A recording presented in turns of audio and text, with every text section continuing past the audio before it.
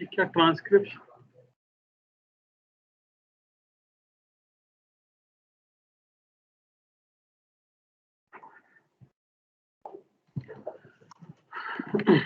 तो last class में हमने पढ़ा था एलसी सर्किट। एलसी सर्किट में क्या हो जाता है, करंट एक समय पे कैसा हो जाता है, इनफाइनाइट। जब रेजोनेंस की कंडीशन होती है, रेजोनेटिंग फ्रीक्वेंसी होती है सर्किट के अंदर, कंडीशन क्या आती है, जब XL इक्वल हो जाएगा XC के, तो LC सर्किट का नेट इंपीडेंस हो जाएगा जीरो। इंपीडेंस जीरो तो करंट हो गया इनफाइनाइट, ठीक है ना। तो ऐसे सर्किट के लिए क्वेश्चन आपको दिया हुआ है, ट्राई करो। नेट इंपीडेंस क्या हो जाता है, XL माइनस XC।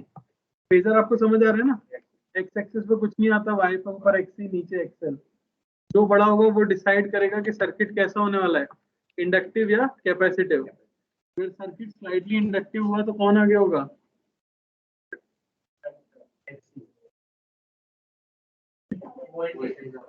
वोल्टेज आगे होगा। और कितने से आगे होगा, पाई बाई 2 से। इसमें पाई बाई 5 का सिस्टम नहीं रहता है इसमें।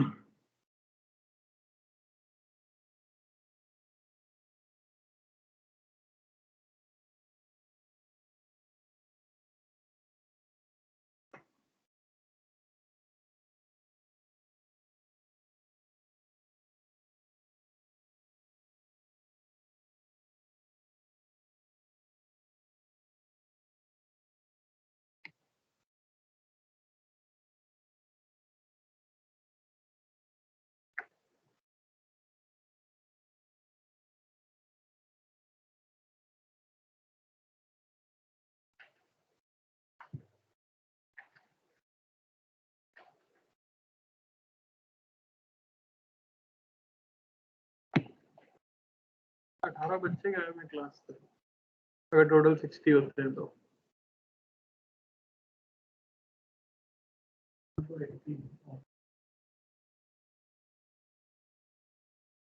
आधी क्लास ही गया है। भेजी है ना, नहीं भेजी? तुम्हें, तुम नहीं हो क्या ग्रुप में? एक ही ग्रुप में तो भेजनी है, दो ग्रुप में ही तो भेजनी है, 1 और 2।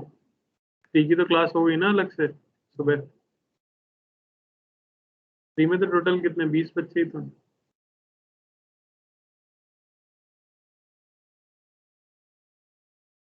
वो सब मिला के 80 है क्या?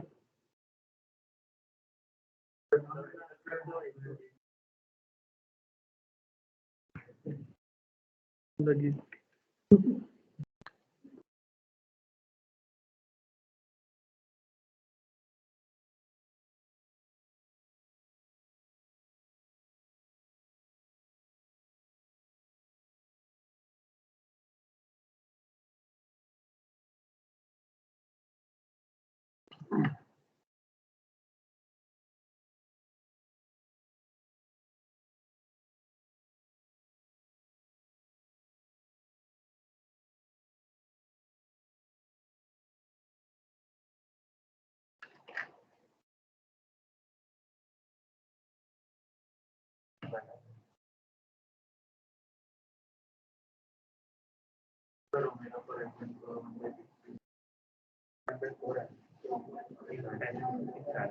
One by 4 3।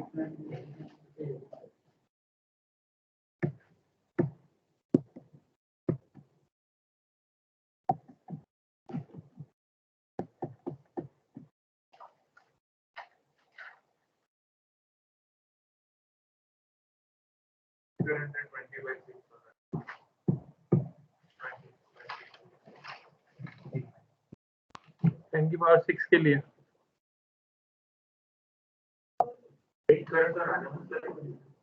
हाँ, नहीं ली। अच्छा, XC और XL से निकालो। XC निकाला है, 2 होगा XC। पहले एक काम करो, सर तेज तेज हिलाओ ऐसे करके, तो होश में आओगे तुम। किसी पे पानी है तो मुंह पे मारो भाई के, गहरे सदमे में लगे हुए हैं। पिछले 15 मिनट से स्क्रीन को घूरने के बाद तुमने ये जवाब दिया है, एक्चुअली तो 2 ही है।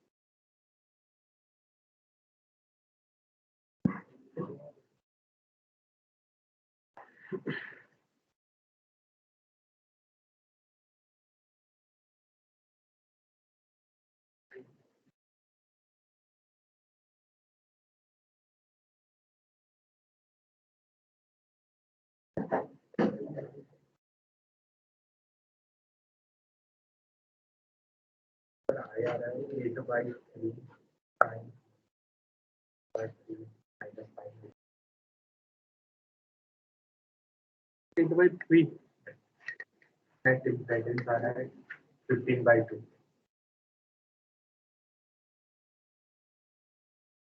हाँ,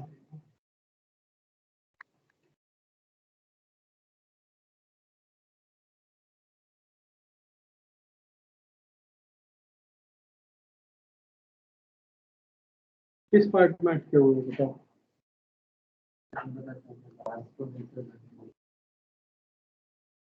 ये भी नहीं करते तो कोई नुकसान नहीं होता, सेम ही सीक्वेंस में चलता रहता।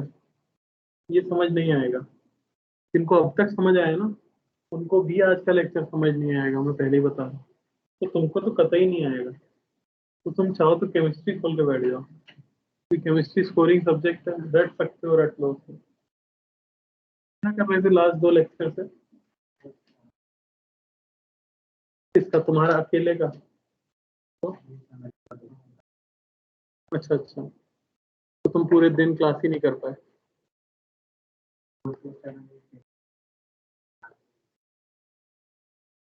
तो परसों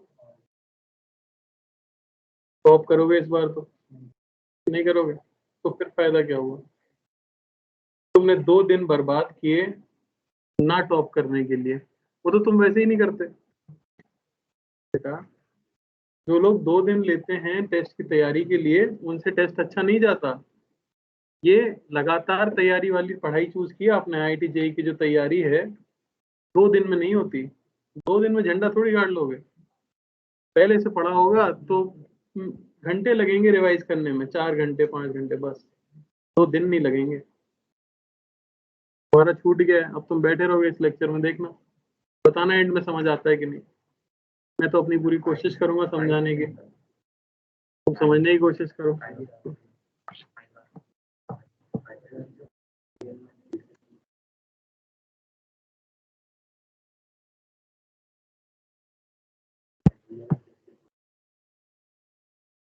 ठीक है, मैच कर रहे हो? अटेम्प्ट कर लिया सबने? पहला सवाल, ये तो सबसे हुआ होगा at least. Omega is 1/√LC, 1/√L आपको दिया हुआ है 8 × 10⁻⁻6, C दिया है 2 × 10⁻⁻6, ये 1/4 × 10⁻6 रेडियन पर सेकेंड। ठीक है ना, ये आपका ओमेगा है। अगर ये ओमेगा होता तो रेजोनेंस होता तो सर्किट कैसा हो जाता? प्योरली रेजिस्टिव, क्योंकि XL और XC दोनों एक दूसरे को कैंसिल आउट कर देते तो नेट इम्पीडेंस R ही आ जाता। ऐसा होता अगर ओमेगा होता ये, पर अगले ही सवाल में दे दिया गया है कि ओमेगा है सिर्फ 10⁻6 हर्ट्ज नहीं होगा, रेडियन पर सेकेंड होगा। ये है हमारा ओमेगा। तो अब बताइए इसके लिए आगे के पार्ट सॉल्व करने हैं, तो सेकंड पार्ट में देख लेता हूँ। सबसे पहले मैं XL निकाल लेता हूँ जो कि है ओमेगा L, यानी 10⁻6 × 8 × 10⁻6 यानी कि 8 ओम इंडक्टिव रिएक्टेंस है सर्किट में। XC जो कि है 1/ωc यानी कि 1/10⁻6 × 2 × 10⁻6 यानी कि 0.5 ओम। ये है हमारे पास XL और XC। LC सर्किट के अंदर जो नेट इम्पीडेंस आता है वो आ जाता है mod of XL - XC, कल ही फॉर्मूला देखा था हमने। या अगर आप इसका फेजर बना के देखो तो आपको दिखेगा, अगर वोल्टेज को मैं यहाँ पे रखता हूँ तो कैपेसिटर में करंट ऊपर रहेगा XC, जो कि हमारा कितना 0.5, और नीचे रहेगा इंडक्टर में XL, जो कि हमारा 8 ओम। तो इफेक्टिवली जो बचेगा वो नीचे की तरफ बच जाएगा 7.5 ओम, जो कि हमारा इम्पीडेंस। यहाँ पे हम क्लियरली देख सकते हैं कौन लीड करेगा। तो क्योंकि इंडक्टेंस ज्यादा है, कैपेसिटेंस वोल्टेज लीड करेगा करंट को, तो voltage leads current by pi by 2। Impedance हमारे पास 7.5 ओम आ ही चुका है। अब मैं सीधे करंट लिखने के ऊपर जाऊंगा। करंट होता है V0 बाय Z। V0 आपको दिया गया है 20 बाय Z हमारा है 7.5। ये है peak current into sine omega T. Omega हमने लिखा है 10⁻6, तो 10⁻6 टी। करंट क्या होना चाहिए, पीछे होना चाहिए 5/2। ये आपका आंसर है सेकंड पार्ट। कोई doubt? No sir. No sir. Third में आपसे पीक करंट और आरएमएस करंट पूछा गया है, बड़ा ही सिंपल सा। पीक करंट आप निकाल चुके हो 20 बाय 7.5 एम्पियर, और IRMS भी निकल जाएगा 20 बाय 7.5 √2 एम्पियर। कोई कष्ट? No sir. Question number 4, maximum voltage across inductor और मैक्सिमम वोल्टेज अक्रॉस कैपेसिटर। तो VL0 को मैं सिंपली कह सकता हूँ I0 इंटू XL। I0 है 20/7.5 इंटू XL की वैल्यू हम निकाल चुके हैं 8 ओम। इतने वोल्ट हमारा मैक्सिमम होगा इंडक्टर के अक्रॉस। मैक्सिमम कैपेसिटर के अक्रॉस I0 इंटू XC, यानी ये सिंपली हो जाएगा 20 बाय 7.5 इंटू XC की वैल्यू है 0.5। अगला आपको बताना है शायद voltage across inductor as a function of time. तो VL को मैं लिख सकता हूँ, पीक में निकाल ही चुका हूँ, इंटू साइन करंट का फेज लिख देता हूँ। बस याद क्या रखना है, इंडक्टर में करंट से वोल्टेज आगे रहता है कितना, π/2। तो प्लस π/2 क्या इफेक्टिवली ओमेगा टी आ गया सिर्फ इसका फेज। कैपेसिटर में लिखूंगा मैं तो उसका पीक निकाल चुके हैं, इंटू करंट का फेज लिखो पहले। अब इसमें वोल्टेज करंट से पीछे होना चाहिए।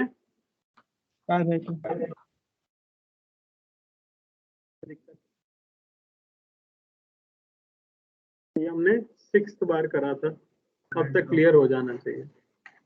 नहीं हुआ तो एक मौका और मिलेगा। लिख लो LCR सर्किट।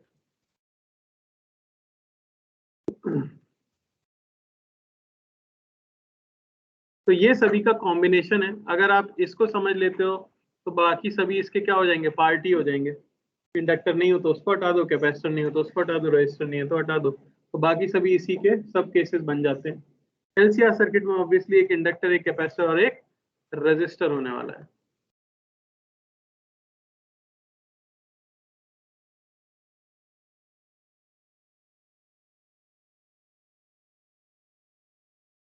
ठीक है, तो मान लो यहाँ पर इंडक्टर है हमारे पास XL, ये आपके पास कैपेसिटर है XC, और यहाँ रेजिस्टर है R।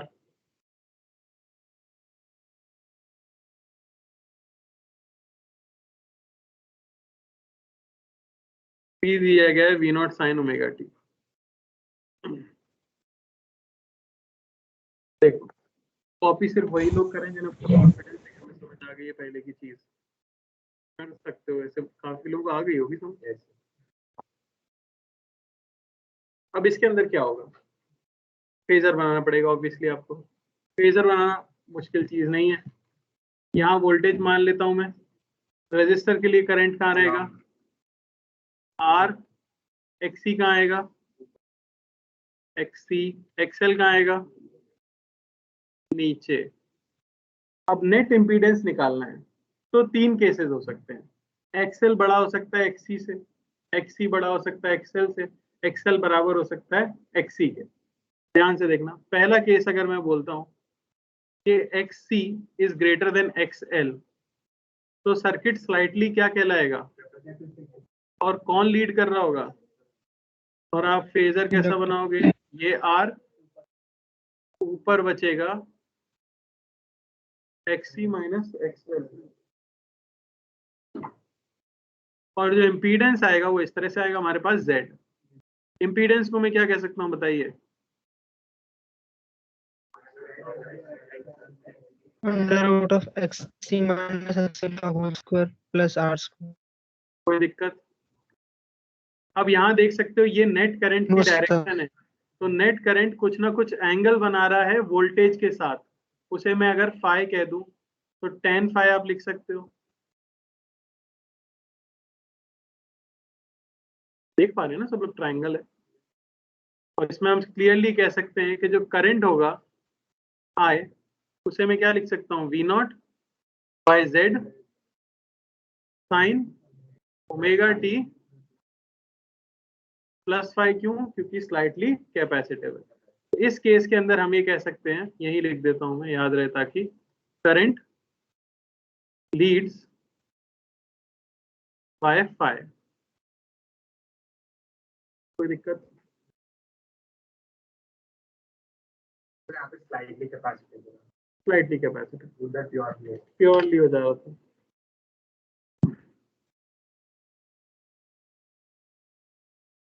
इधर देखेंगे अभी एक्सेल बराबर एक्सी होगा तो।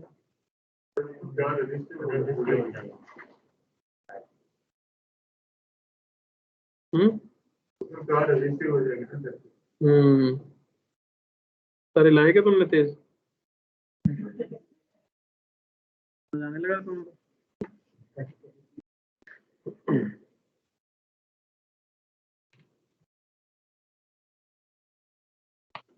अच्छा, अब इंडिविजुअल वोल्टेज लिखने को बोलूं तो फिर से पूरा समझाने की तो जरूरत नहीं है, करंट आ चुका है, नो सर। रजिस्टर में सेम फेज रहेगा, कैपेसिटर में minus five by two, inductor में plus five by two, voltage लिखते हैं इंडिविजुअल।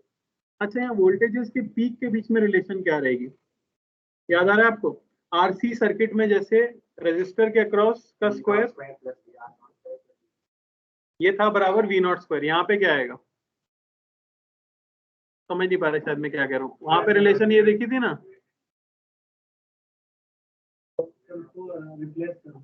यहाँ क्या आएगा,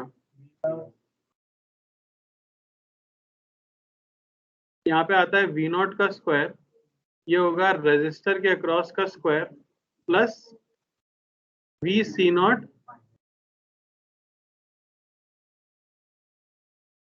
ये रिलेशन रहेगी पीक वोल्टेजेस में। अब देख लो, अगर कैपेसिटर नहीं होता तो वो वाला बन जाएगा एल आर का, इंडक्टर नहीं होता तो आरसी का बन जाएगा फॉर्मूला, है ना।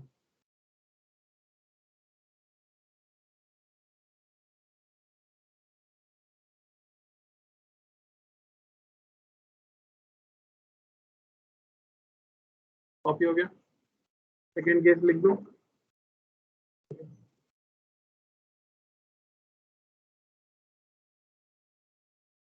दूसरा केस जो हो सकता है जब XL बड़ा हो XC से, क्या Z पे कोई फर्क पड़ेगा, Z सेम रहने वाला है आपका under root of R plus XL minus XC का होल स्क्वायर। फेजर में बदलाव आ जाएगा, R यहाँ रहेगा और नीचे आ जाएगा XL माइनस XC, तो नेट इम्पीडेंस इस तरह से आएगा Z, और यहाँ आ जाएगा फाइव, tan फाइव में भी कोई चेंज नहीं आएगा मैग्नीट्यूड में, XL minus XC by R। बस आप इस बार क्या कह दोगे, voltage leads by five.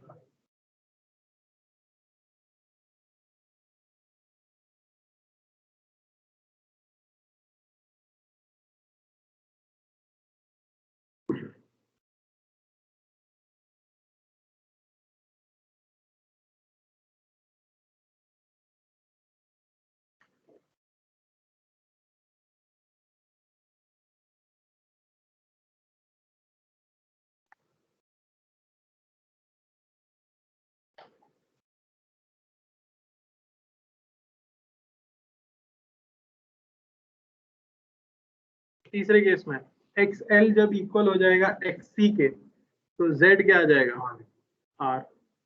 Circuit कैसा हो R। जाएगा, प्योर रेसिस्टिव।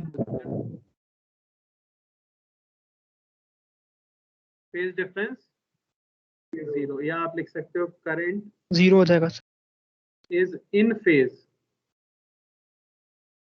इन फेज का मतलब होता है फाई 0।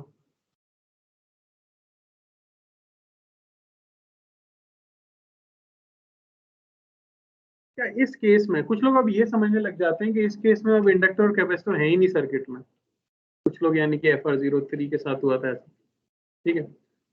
तो क्या इस समय कैपेसिटर के क्रॉस कुछ वोल्टेज आ रहा होगा जब XL इक्वल है XC के, तो आएगा, क्योंकि करंट तो है ना ब्रांच में, और करंट है तो I इंटू एक्स नॉट, आप फंक्शन तो लिख ही सकते हो ना।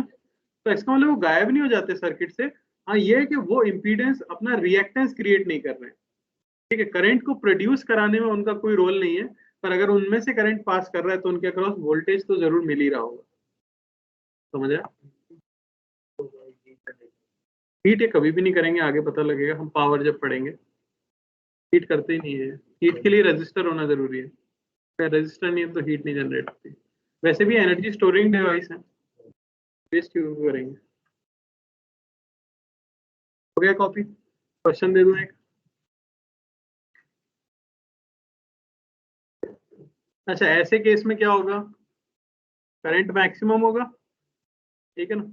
ये तो समझ आ रहा है ना, प्योरली रेजिस्टिव हो गया तो इंपीडेंस मिनिमम हो गया ना।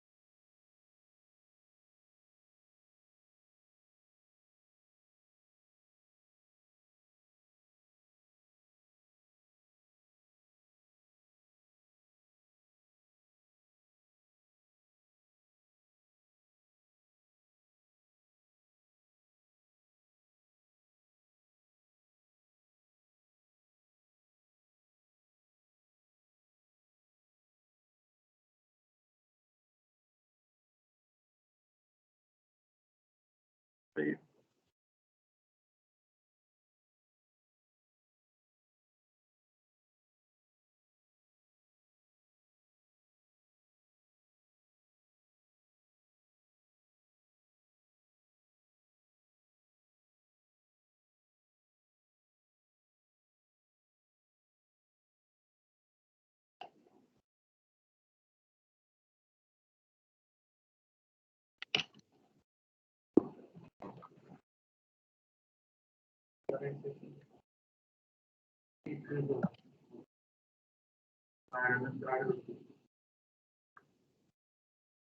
I function 6 sin omega t plus 1.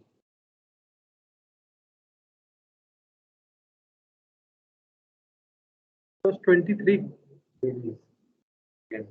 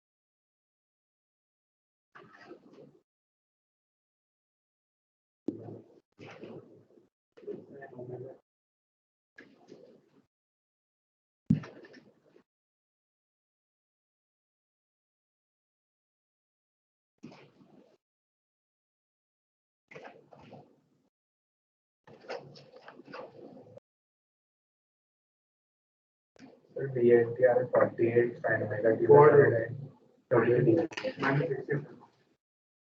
Minus 60. Real real में वोल्टेज डी का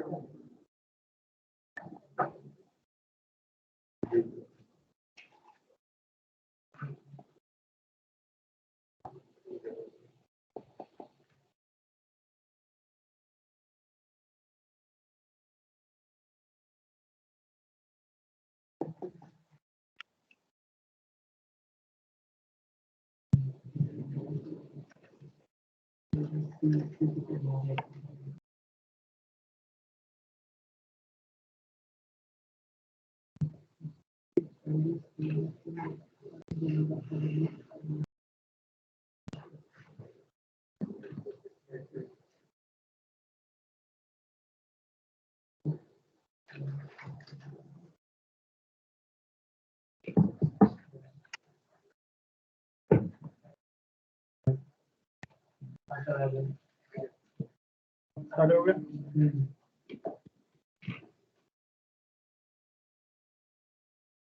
चलो देखो फेजर बना लेता हूँ पहले मैं।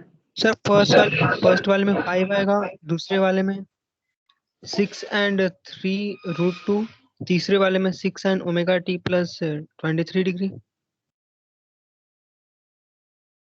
डिग्री सही है। तो फेजर तो ये दिख जाएगा हमें 4 ओम, तो Z आ गया आपका सीधे सीधे 5 ओम, ये पहला ही पार्ट था। ये 5 10 5 हो गया आपका 4/3, यानी कि 5 हो गया 53 डिग्री। ये आपका पहला पार्ट सॉल्व हो गया। इम्पीडेंस आ गया। पीक करंट चाहिए अब हमें, तो पीक करंट के लिए सिंपली V0/Z, यानी 30/6 एम्पियर। IRMS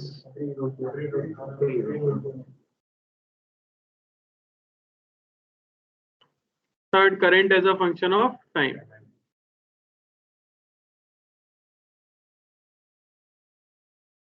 -30 डिग्री प्लस आगे होना चाहिए 53 degree.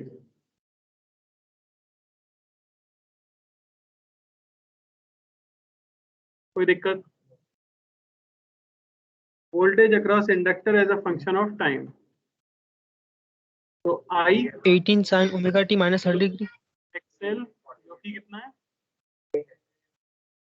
Into sine omega T plus 23 degree. ये तो हुआ करंट का फेज, इंडक्टर में प्लस 90 डिग्री, कैपेसिटर में 6 into 12 sine omega T plus 23 minus 90। यहाँ एक खास बात है, 48 साइन ओमेगा टी प्लस ये कितना होगा 113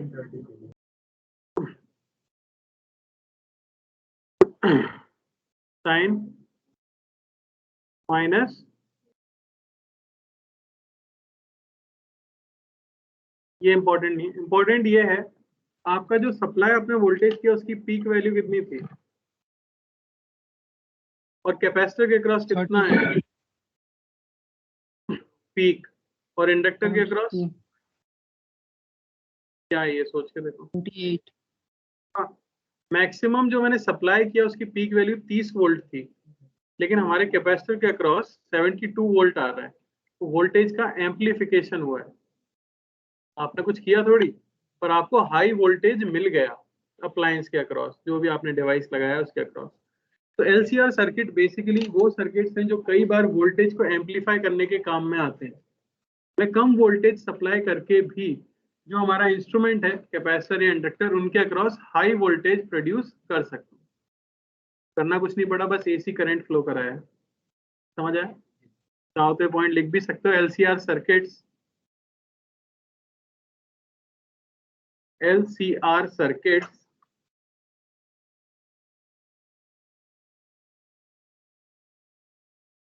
behave as behaves as a voltage amplifier circuit.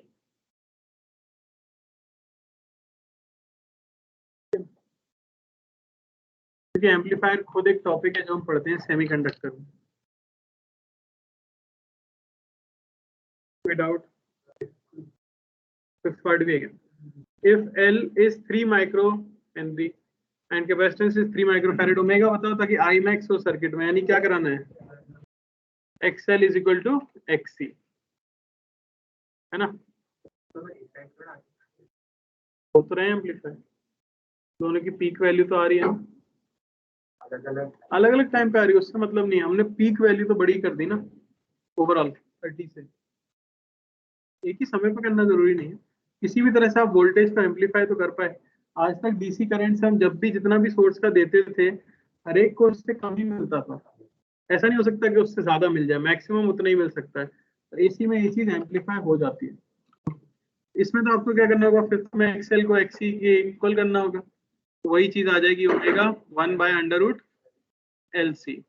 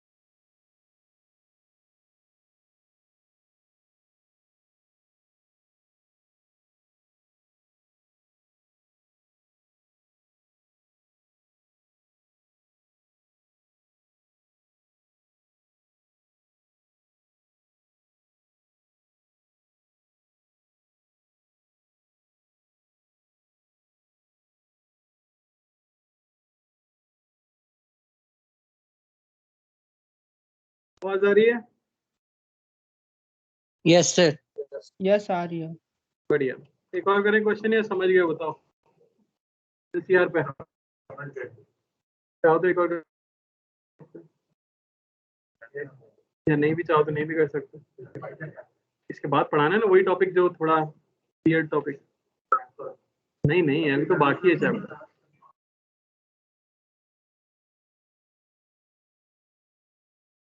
समझ आ गया ना एलसीआर?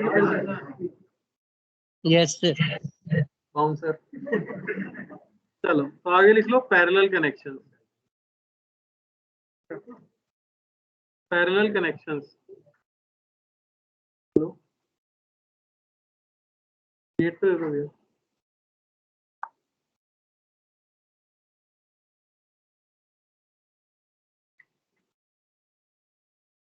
अब देखो इस टॉपिक पे ज्यादा क्वेश्चन आपको दिखेंगे नहीं ना, मेंस में तो आएगा ही नहीं, एडवांस में भी नहीं दिखेंगे, कुछ बुक्स में दिए रहेंगे, हो सकता है आपके मॉड्यूल में थोड़े बहुत क्वेश्चन हो, वो भी काफी कम, बहुत ज्यादा क्वेश्चन नहीं होंगे। तो मेनली क्वेश्चन एसी के अंदर सीरीज कनेक्शन के ऊपर ही बनता है, ठीक है। पैरेलल कनेक्शन थोड़ा सा कॉम्प्लेक्स लगने लग जाता है लोगों को, पर अगर आपको इससे पहले वाली चीजें अच्छे से समझ आ गई है तो पैरेलल कनेक्शन भी आसानी से समझ आ जाएगा। देखो मैं बताता हूँ। अब क्योंकि इसमें कई सारे केसेस पॉसिबल है, पर ऑब्वियसली हम सारे केस नहीं पढ़ेंगे क्योंकि बहुत ज्यादा इंपॉर्टेंट नहीं है, पर एक भी केस समझ गए तो तुम्हें समझ आ जाएगा करना कैसे है, ठीक है। तो मान लो कि एक ब्रांच है जिसमें एक रजिस्टर है और एक कैपेसिटर है, और ये दूसरी ब्रांच है जिसमें सिर्फ एक रजिस्टर है। ये हमारा R2 है, ये R1 कह देता हूँ, XC है, और यहाँ हमारा वोल्टेज का सोर्स है। तो मैं चाहूंगा कि ये वाली चीज ना तुम लोग पहले देख लो, कॉपी मत करो, मैं टाइम दे दूंगा कॉपी करने का। यही एक टॉपिक मुझे आज पढ़ाना है, एक भी क्वेश्चन समझ गए तो हो जाएगा पूरा, ठीक है। तो अब इसके अंदर होगा क्या ये बताओ, कैसे सॉल्व करोगे, आपके हिसाब से क्या होगा, क्या करेंगे? क्या आप नेट इम्पीडेंस बता सकते हो पहली चीज? कैसे? R1 प्लस XC ऐसे जुड़ता है क्या ये? पर ऐसे ओम होता है, पर ऐसे जोड़ते हैं क्या अपन? क्या है ये? सबसे पहले आर इक्वल निकालेंगे। वही मैं कह रहा हूँ, आपके दिमाग में आ सकता है कि हम R इक्विवेलेंट निकाल लें, पर क्या इस R1 और इस XC को आप डायरेक्टली जोड़ देते हो क्या सीरीज के फॉर्मूले से? आपको पता है No, अंडर तो root of R square plus XC का स्क्वायर लगता है। अब उसके साथ पैरेलल में एक R2 और लगा हुआ है, क्या ऐसा कोई फॉर्मूला हमने सीखा? अरे जब सीरीज का फॉर्मूला नहीं लगता, जब सीरीज का फॉर्मूला नहीं लगता तो पैरेलल का भी नहीं लगता होगा ना? यस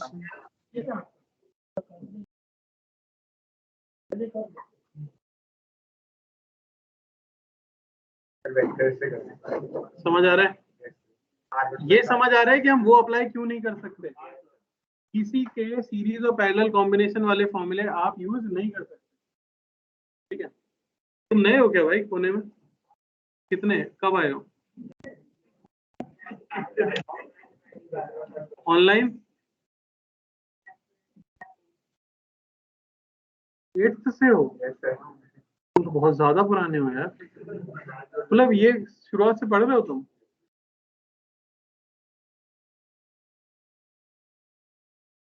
तो नए कैसे हुए तुम? नहीं नहीं, तो 8 से पहले तो अलाउड नहीं था ना?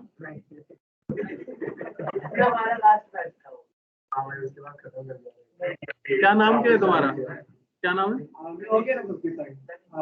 समझ आ रहा है?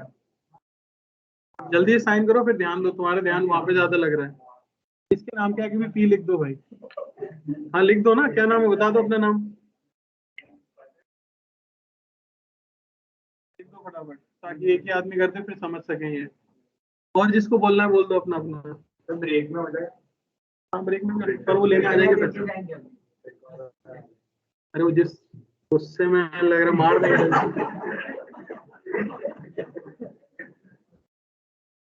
वो बहुत सीरियस लगते हैं भाई वो चाय लेके मैं मना कर देता हूँ, मुझे नहीं इतनी सीरियस चाय नहीं पी पाता हूँ। अगर चाय चाहिए आप चले जाओ सर।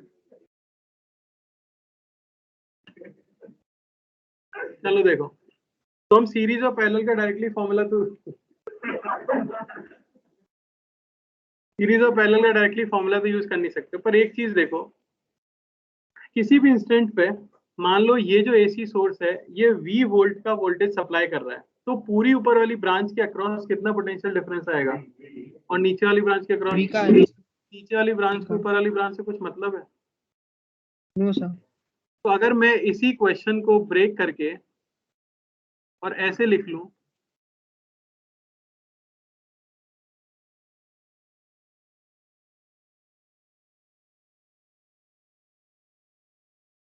तो इसमें कुछ फर्क पड़ रहा है बताना, सोच के देखो जरा। वोल्टेज ऐसा तो है नहीं कि इनमें डिवाइड होना था, वोल्टेज तो पैरेलल में दोनों के अक्रॉस क्या आता है, सर करंट डिवाइड होगा। करंट, वो आगे की बात है। ये हम ऐसे ड्रॉ कर सकते हैं कि नहीं, मगर सिर्फ जो पहला मैंने ड्रॉ हाँ किया है सर, वो ड्रॉ कर क्वेश्चन सकते। सोल्व कर पाते क्या, और सिर्फ दूसरा होता तो समझ आ रहा है? हाँ तो सर, मैं दोनों वही सॉल्व कर लेते। मैं मानता हूँ कि इसमें करंट फ्लो कर रहा होगा I1 और इसमें कर रहा होगा I2। प्लीज ध्यान देना, सभी लोग, करने की जरूरत नहीं है अभी। इसमें फेजर बनाएंगे तो कैसे बनाएंगे, R में बनाऊंगा इस तरफ, XC में बनाऊंगा इस तरफ, नेट इंपीडेंस आएगा हमारे पास Z, Z की वैल्यू होगी under root of R square plus XC का स्क्वायर, ये एंगल आएगा फाइ, tan फाइ, ये मुझे मिल जाएगा XC। कोई दिक्कत? इस सर्किट के अंदर, इस ब्रांच के अंदर करंट आगे होगा या वोल्टेज आगे होगा, करंट आगे होगा, कितना आगे होगा, फाइ। तो इसमें जो करंट I1 होगा उसे आप क्या लिख सकते हो, V0 by Z sine omega T plus phi. कोई दिक्कत? दूसरे के लिए अगर मैं लिखता तो इसमें तो सेम ही फेज में रहने वाले प्योर रेजिस्टिव है। और अब केसेस क्या क्या बन सकते हैं ये मैं आपको बताता हूँ। मैंने यहाँ पे सेकंड केस ले लिया प्योर रेजिस्टिव वाला, पर हो सकता है दूसरी ब्रांच में इंडक्टर भी हो, दूसरी ब्रांच में कैपेसिटर भी हो, कुछ भी हो सकता है कि नहीं हो सकता। तो आपको उस हिसाब से फेजर बनाना पड़ेगा। अब मैंने जो चूज किया है वो उस हिसाब से क्या है, आर भी इधर ही है, आई भी इधर है, वी भी इधर है, सीधे यही फेजर हो गया। तो जेड हमारा आर हो गया इसके लिए, और 10 फाइव 0 हो गया बेसिकली। तो आई सीधा सीधा लिख सकते हो आप I2। कोई दिक्कत इसके अंदर?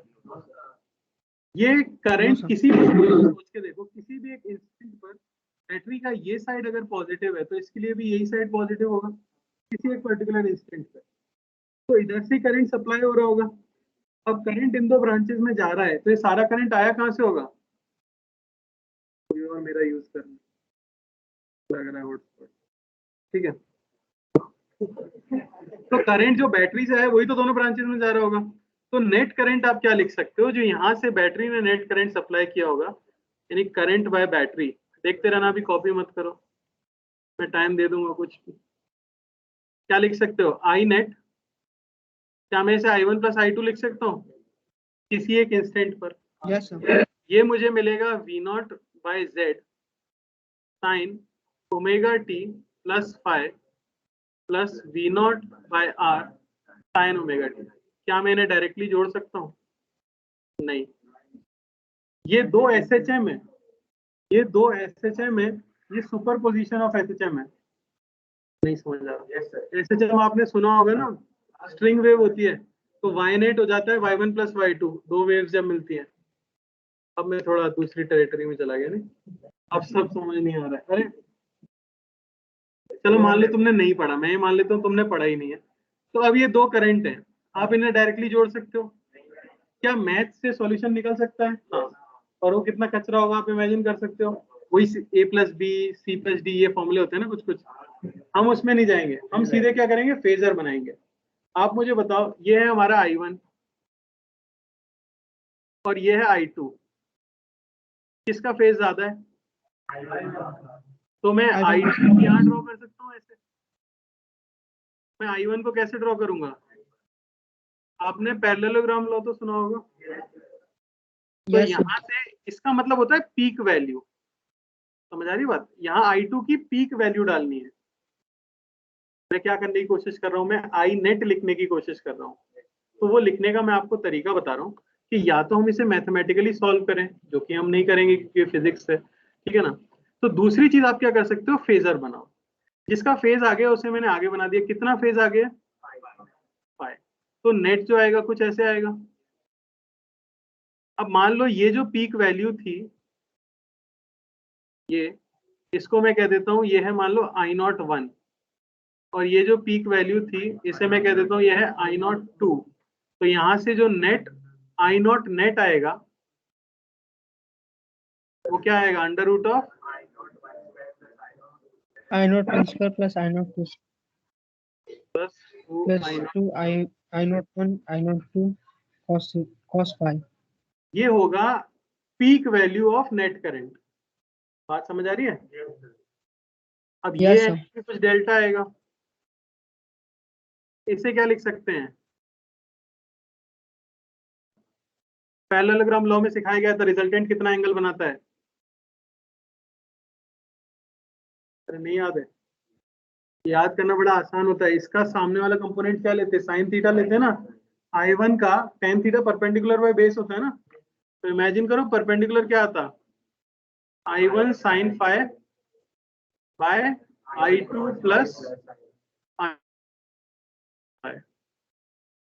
ये आया डेल्टा। तो आई नेट क्या लिखते, आई नेट ये आता I0 नेट जो यहां से निकाला है, साइन किसका फेज लिखता मैं, I2 का जो फेज है, क्योंकि उससे डेल्टा आगे है ना ये, I2 का phase omega T plus delta, ये आता नेट करंट।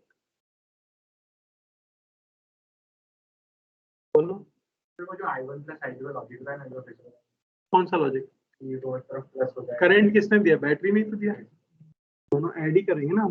यहाँ से जो भी करंट गया होगा वही तो डिस्ट्रीब्यूट हुआ है आगे जाके, करंट बीच में तो जनरेट हो नहीं सकता ना, चार्ज तो कंजर्व्ड है। किसी भी इंस्टेंट पे ये पॉजिटिव है, इस साइड से ही सप्लाई हुआ है, तो इस साइड से इसमें गया, इस साइड से इसमें गया, तो किसी भी इंस्टेंट पे करंट का जो सम है वो दिए हुए करंट की इक्वल होना चाहिए ना।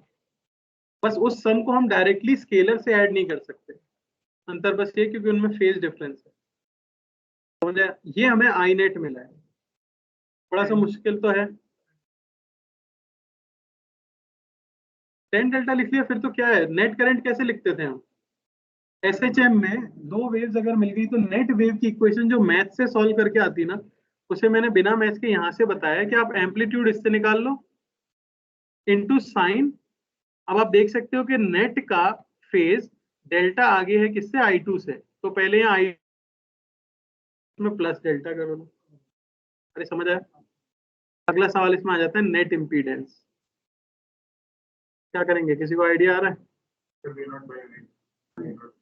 बहुत बढ़िया। नेट इम्पीडेंस के लिए अब मैं ये कह सकता हूं कि बैटरी का तो V0 है पीक वोल्टेज, तो नेट इम्पीडेंस जो होगा वो बेसिकली क्या हो जाएगा, V0 बाय I0 नेट। तो इसमें ऐसा नहीं कि आप फॉर्मूले रटने लग जाओ या इसको पूरा रट लो, आपको एक तो ये सीखना पड़ेगा सुपरपोजिशन ऑफ एसएचएम, अगर वो नहीं भी आता है तो अगला चैप्टर जो हमारा वेव्स है उसमें मैं डिटेल में बताऊंगा। यहाँ मैं इतना फोकस इसलिए नहीं कर रहा, ज्यादा क्वेश्चन आते नहीं है इस पे, इसलिए देख लो। चलो अभी लिखोगे तो देखते जाओ, कोई डाउट आए तो पूछ लेना।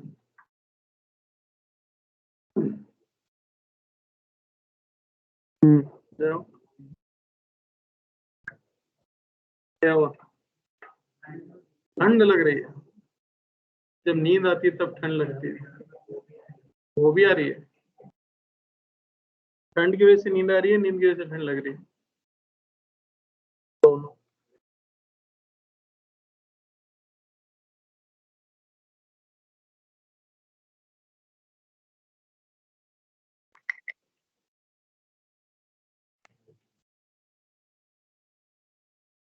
हो गया? V0 अगर ये अलग हो जाए तो कौन सा भी, मतलब अगर हमने R1 के बीच में और X3 से एक और पैरेलल यही नहीं हो पा रहा भाई लोगों से।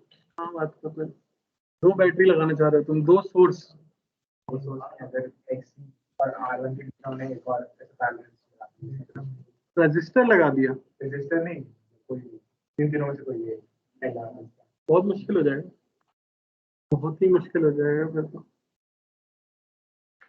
फिर आपको किसी भी इंस्टेंट पे जो कैपेसिटर के अक्रॉस रजिस्टर वोल्टेज है वो एज अ सोर्स काम करेगा, जो ऊपर वाली ब्रांच है उसके लिए। जैसे तुमने कैपेसिटर के अक्रॉस मान लो कि एक इंडक्टर लगा दिया, उसके साथ एक रेजिस्टर भी लगा दिया सीरीज। अब जो कैपेसिटर के across as a function of time voltage आएगा, वो उसके अक्रॉस सोर्स का काम करेगा। नहीं है, कहीं कहीं नहीं है सवाल ऐसा,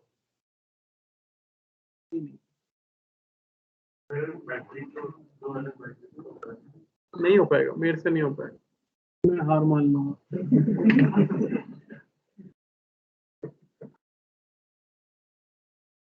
लगाने वाला 4 लगा दे, फिर 2 क्यों लगा? लगा भाई लगा। हम नहीं कर रहे, हम एक ही का करेंगे बस।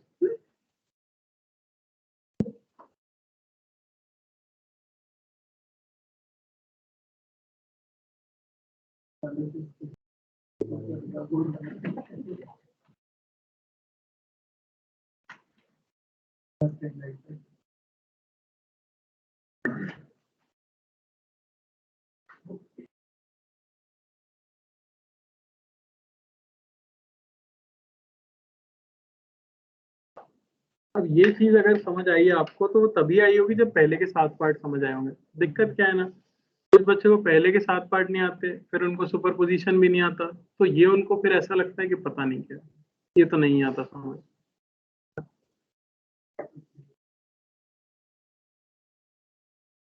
देखना ना, मॉड्यूल सॉल्व करोगे, अगर ईएमआई का कर लिया है आपने पूरा, तो फिर इसका भी शुरू कर सकते हो, और नहीं भी किया है तो भी इसका एक्सरसाइज 1 तो करके देख ही सकते हो क्या सिचुएशन है। फिर एसी के बुक में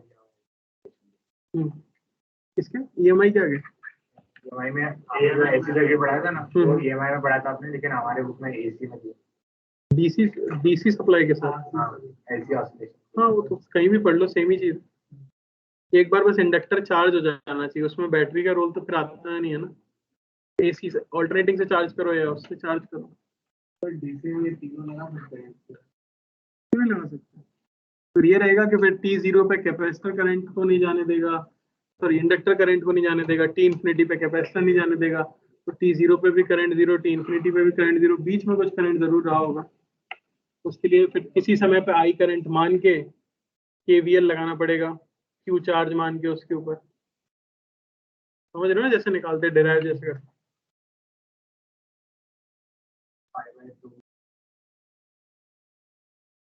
5/2 टोटल टाइम पीरियड, हाँ सॉल्व करने के लिए कर सकते हैं।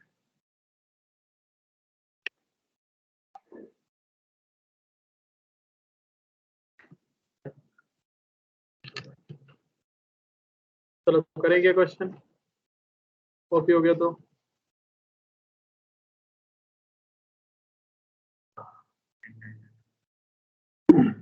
इंपॉर्टेंट इसके ऊपर जो चीजें हैं वो अगले लेक्चर में पता लगे। एक तो पावर फैक्टर बहुत इंपॉर्टेंट है, और एक क्वालिटी फैक्टर बहुत इंपॉर्टेंट। इनके ऊपर क्वेश्चन में इसमें आया ही है। क्वालिटी फैक्टर डायरेक्टली पूछ लिया, व्हाट इज क्वालिटी फैक्टर।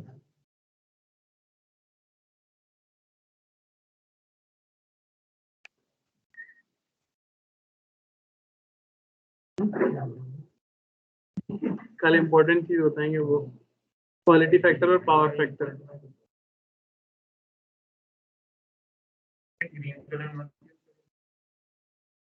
दिख नहीं रहा, मुझे दिख रहा है, तुम्हें कैसे नहीं दिख? दूर बैठे हुए भी इसलिए लाइट का एंगल, चलो नहीं इस्तेमाल करेंगे।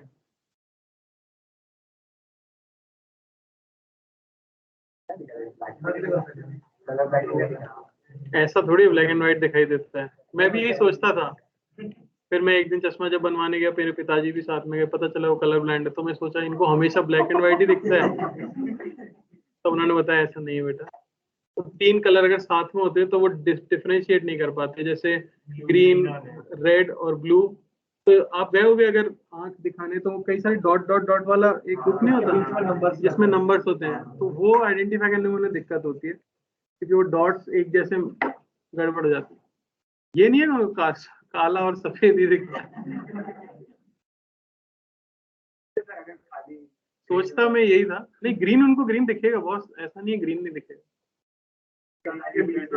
हाँ ये ग्रीन है, रेड है, ऐसे स्ट्राइप्स अगर बने हुए होंगे तो कंफ्यूजन हो सकता है उनको, कुछ और दिखने लग जाए, पिंक टाइप कुछ।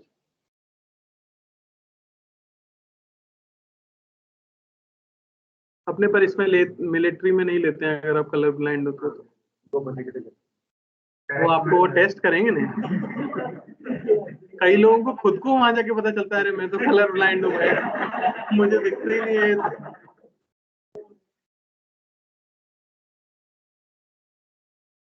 हो गया, उठ के दे दो भाई, ज्यादा अंदर घुसाओगे तो तुम्हें उठा के ले जाएंगे। चलो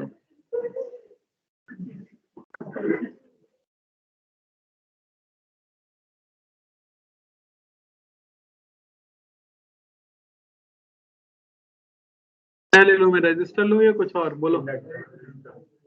इंडक्टर, क्या फर्क नहीं पड़ेगा कुछ ज्यादा,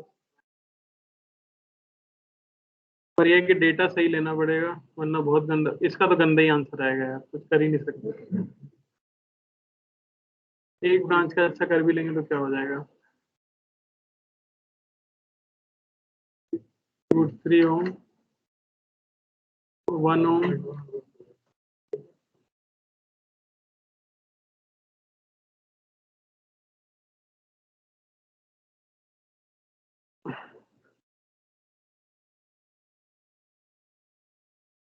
बैटरी तो बना।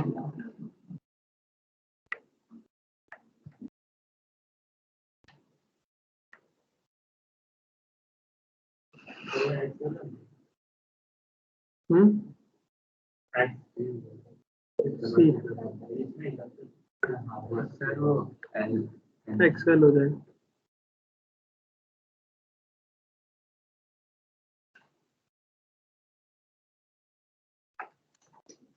मुझे अभी कॉम्प्लेक्स से सॉल्व करते हैं, वो भी ट्रिकी हो गया।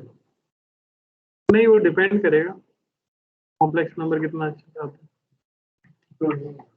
तो ये जैसे हमने इधर पेजर्स पे यूज किया, हाँ वो भी एक ट्रिक है, मतलब हमें हाँ, एक तरह से तो कॉम्प्लेक्स नंबर में वही चीज होती है, कुछ पार्ट को रियल ले लेते हैं, कुछ पार्ट को इमेजिनरी ले लेते हैं, उस तरह से करते हैं। बात है कि एक्सपेरिमेंटल डेटा के बाद हम स्टार्ट करते हैं। सच्चाई में बताता हूँ, फर्स्ट ईयर में पढ़ाया जाता है, मैंने बताया, मैंने नहीं दिया ध्यान उसके ऊपर। मैं कॉलेज गया था भाई, मैं इतना खुश था कि मैंने सोचा था मैं बहुत पढ़ लिया हूँ, अब नहीं पढ़ूंगा। मैंने नहीं दिया ध्यान उसमें। ये था कि मैकेनिक्स जरूर आती है फर्स्ट ईयर में, तो रोलिंग वोलिंग वो सब अपन पढ़ के गए थे अच्छे से, तो उसी से बस पास हो गए, बाकी इस पे ध्यान ही नहीं दिया। ये इसी वजह से ऐसे ऐसे सिंबल बनाने लग गए यार वो पहले ही दिन। डेल्टा तो सीधा होता था, उल्टा कर दिया, अलग ही कुछ पढ़ा रहे हैं।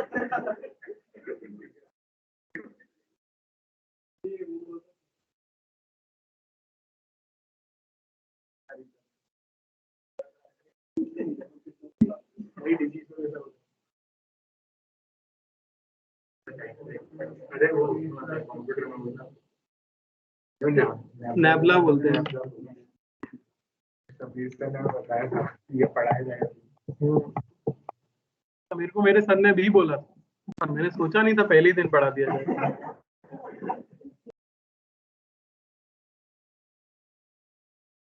तो बहुत कुछ पढ़ाते हैं, ये ब्रिज का कंस्ट्रक्शन आया था उसमें ट्रस आ जाता है, ट्रस, ये ऐसे ब्रिज का कंस्ट्रक्शन करते हैं ना ऐसे।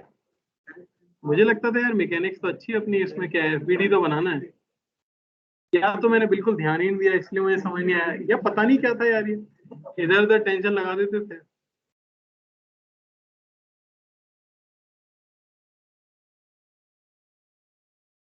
अच्छे दिन थे। Sir current through capacitor as a function of time में आएगा I is equal to 10 sin omega t plus π/3। Plus π/3, सही है बॉस।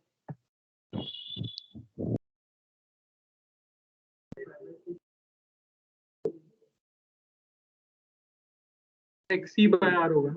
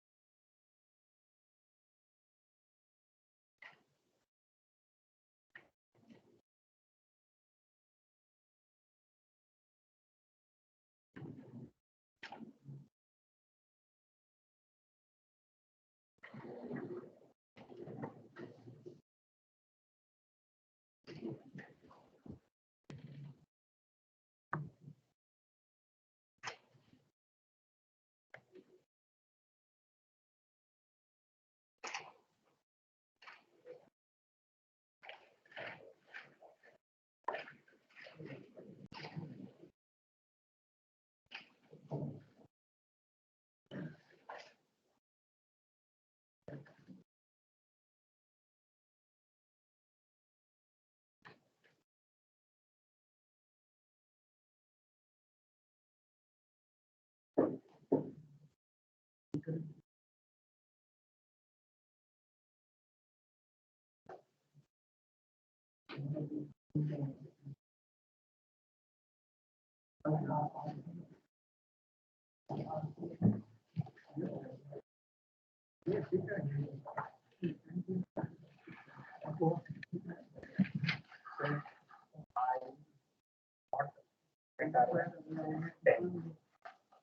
अच्छा आंसर आ रहा है। हाँ, I got that. I got that. ऐसा कैसे हो गया? नेट 10 आ गया, I got that. कुछ गलत किया होगा तुमने। सर 150 डिग्री का आगे जा रहा है दूसरा वाला, क्योंकि एक -π/2 होगा, एक +π/3 होगा। इंडक्टर लेके फायदा कर दिया।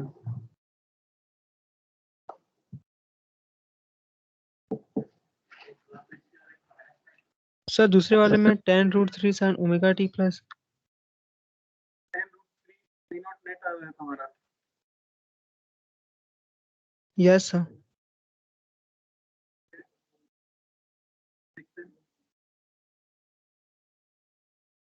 सर आपकी आवाज बहुत धीरे धीरे आ रही है। हाँ मैं बोल नहीं रहा ज्यादा। अभी सुनाई दे रही है? Okay sir. हाँ सर अपने जी। अभी सॉल्व करेंगे तो पता लगेगा। सब लोगों ने भी यही आंसर दिया है, 10 या 10√3।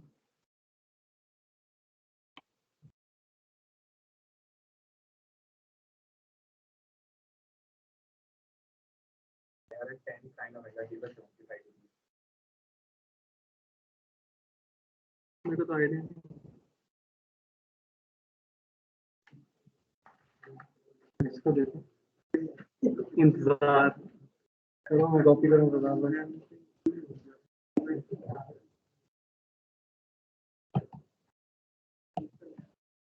अरे चलो, इसमें मान लो कि I1 है, इसमें मान लो I2 है। धीमे बात करो यार, धीमे बात करो, थोड़ा धीमे। ठीक है, पहले ऊपर वाली ब्रांच के लिए अगर बात करेंगे तो z आ जाएगा हमारे पास √3 का स्क्वायर प्लस 1 का स्क्वायर, यानी कि 2 2 आएगा सर। तो उसमें जो करंट आ जाएगा, करंट पहले फेजर बना देता हूं मैं, 1 यहाँ पे और √3 यहाँ पे, तो नेट z आया यहाँ पे और ये एंगल आ गया 60 डिग्री। I आ जाएगा V0 by z sine omega t, current lead करेगा 60 डिग्री से, यानी कि 10 sine omega T plus 60 degree, ये है हमारा करंट। कोई दिक्कत? ये है I1। No sir. I2 की बात करें तो सिर्फ इंडक्टर है, तो प्योर इंडक्टिव सर्किट में हम जानते हैं V बाय XL जो कि 2 दिया है, साइन ओमेगा टी, करंट होना चाहिए पीछे 90 डिग्री से, तो ये आ गया 10 साइन ओमेगा टी माइनस 90। कोई दिक्कत? आई नेट के लिए हम जानते हैं I1 प्लस I2, तो फेज पीछे किसका है? I2 का, तो इसको बना लेता हूं मैं यहाँ पे 10 और उसका फेज आगे है 10 और ये एंगल इनके बीच में 150 डिग्री, तो नेट जो आएगा कुछ इस तरह से आ जाएगा, 10 square plus 10 square plus 2 into 10 square cos 150 degree. 10√3 आएगा सर। कितना आएगा? 10√3। बिल्कुल नहीं सही। सर, cos 150 नहीं, मैंने अरे राम, सर मैंने cos और 60 लिया सर। कितना होता है? √3/2 माइनस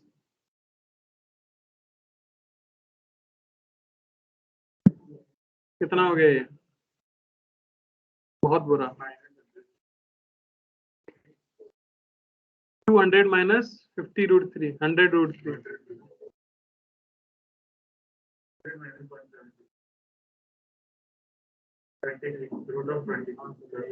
ये बचेगा ना?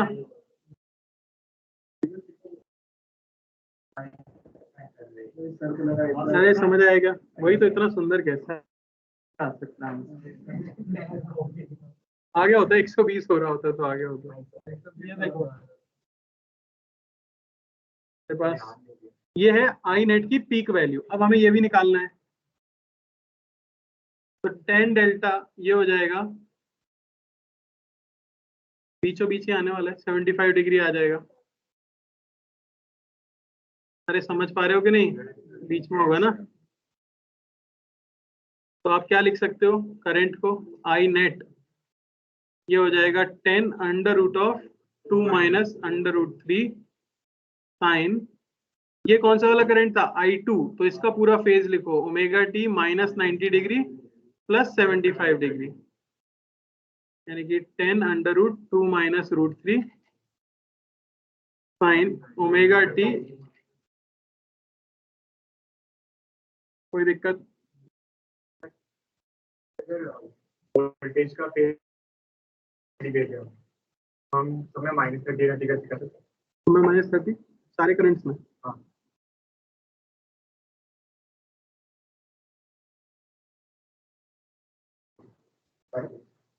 सब में 30 घट जाए।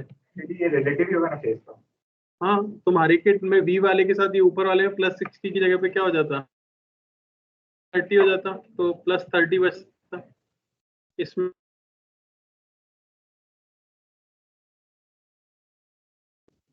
तब भी 150 ही बचेगा। लेकिन वो लास्ट वाले माइनस 30 प्लस 75 अरे छोड़ो ना, जो आ गया सो आ गया। तुम बस संदल लाना चाह रहे हो ना आंसर? क्या और क्या लॉजिक है, और क्या है? ठीक है, बजाय फेज के साथ सॉल्व करने के लिए हम फेज को हटा दें। तुम इतना सोच रहे हो, क्या होगा उससे, चीजें आसान हो जाएंगी। कैसे? हमने जो स्टैंडर्ड रिजल्ट यूज किया है उससे तुम ये फेजर सॉल्व कर दोगे बिना वो एंगल लिए? नहीं, वो नहीं चलेगा, फेजर तो बनाना ही पड़ेगा ना एंगल के साथ। ये आई नेट आ गया, क्या पूछा था उसके बाद? करंट थ्रू इंडक्टर आ गया था कैपेसिटर वाला I1, ये तो दिक्कत नहीं है ना इसमें। नेट करंट आ गया, नेट इम्पीडेंस क्या क्या देंगे? P नॉट कितना था? 2 by root of 2 minus by under 10। Root of 2 minus. बहुत बढ़िया, ये सिंपल था। हाँ, पूरा टाइम है अपने पास, बहुत फ्री टाइम है, इसको रैशनलाइज भी करेंगे क्या वो बहुत है इतना। ऐसे ही छोड़ देते हैं आजकल तो, एग्जाम में भी ऐसे ही छोड़ देते हैं। ऐसे तो 2 प्लस 2 ठीक है,